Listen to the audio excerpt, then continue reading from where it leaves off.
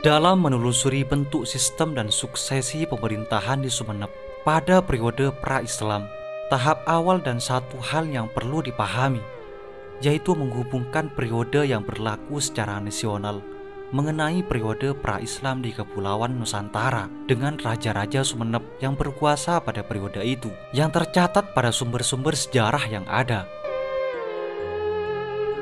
Dari sana dapat dilacak pola sistem dan suksesi pemerintahan pada zaman pra-Islam di Kerajaan Sumeneb Madura.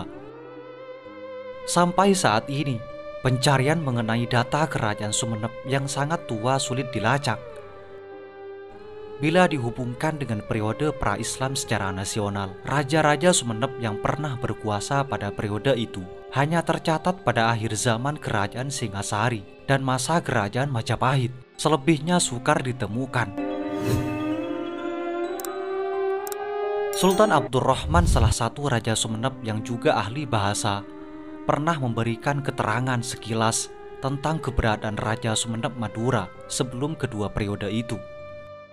Keterangan Sultan Abdurrahman yang tercatat pada buku Rise Over Java in Balim in Head Hidden Van 1847 menyatakan bahwa pernah ada raja di daerah Dusun Mandaraga, Kecamatan Ampunten, Sumeneb, yang bernama Pangeran Rato. Keterangan Sultan Abdurrahman itu sejatinya perlu kajian lanjutan. Bila benar, maka Kerajaan Sumeneb Madura adalah salah satu kerajaan tua di Kepulauan Nusantara yang dapat bertahan hingga masa kolonial. Raja Sumeneb tertua yang pernah dicatat secara jelas dalam sumber sejarah, yaitu Kitab Pararaton, adalah Banyakwida atau Arya Wiraraja. Ia diangkat sebagai raja di Sumeneb oleh Prabu Kertanegara yang pada saat itu menjadi penguasa Kerajaan Singasari. Sebelum Arya Wiraraja, Pulau Madura hanya diperintah oleh seorang yang berpangkat Aku yang namanya tak pernah tercatat dalam sejarah. Dalam Kitab Pararaton, secara hierarki Sumeneb memang jelas merupakan wilayah bagian dari Kerajaan Singasari. Kidung Harsa Wijaya menyatakan bahwa Arya Wiraraja memiliki pangkat Demong. Sedangkan Kidung Wijaya Krama tidak menyebutkan dengan pasti apa jabatannya.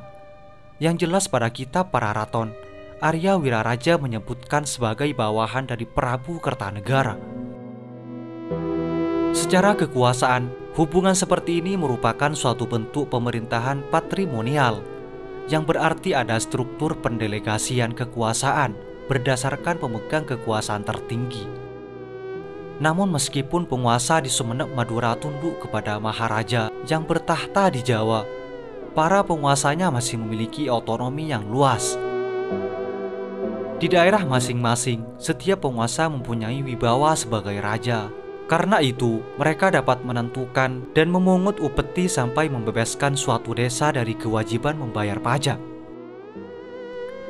Karakteristik sistem pemerintahan kerajaan seperti ini banyak dipengaruhi oleh sistem kasta pada agama Hindu-Buddha, khususnya pola makrokosmos dan mikrokosmos.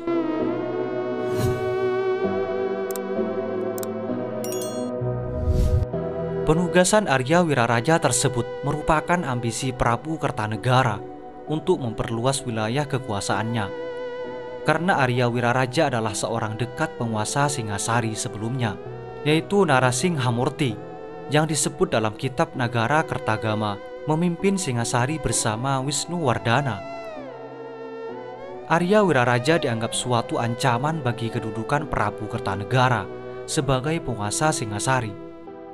Dikhawatirkan oleh Kertanegara, bila Arya Wiraraja tetap berada di lingkungan Keraton Singasari, suatu saat akan terjadi perebutan kekuasaan, mengingat suksesi Kerajaan Singasari selalu dilakukan dengan pertumpahan darah.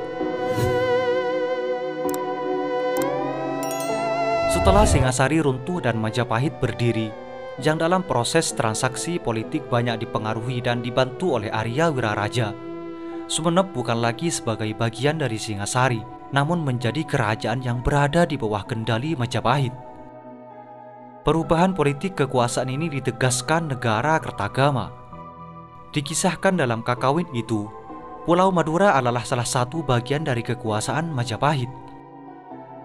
Hubungan Sumeneb dan Majapahit tampak lebih damai dibandingkan dengan Singasari. Hal ini wajar karena Arya Wiraraja sebagai Raja Sumenep banyak membantu Prabu Kertajasa Jayawardhana dalam membangun kerajaan Majapahit. Maka ia diberikan tambahan kekuasaan di daerah Jawa Timur, tepatnya di bagian timur oleh Prabu Kertajasa Jayawardhana, yaitu Belambangan dan Lumajang. Pasca ia diberikan kekuasaan yang lebih besar, Sumenep diberikan kepada adiknya, yaitu Arya Bangah, yang selanjutnya memiliki keraton di Manasare.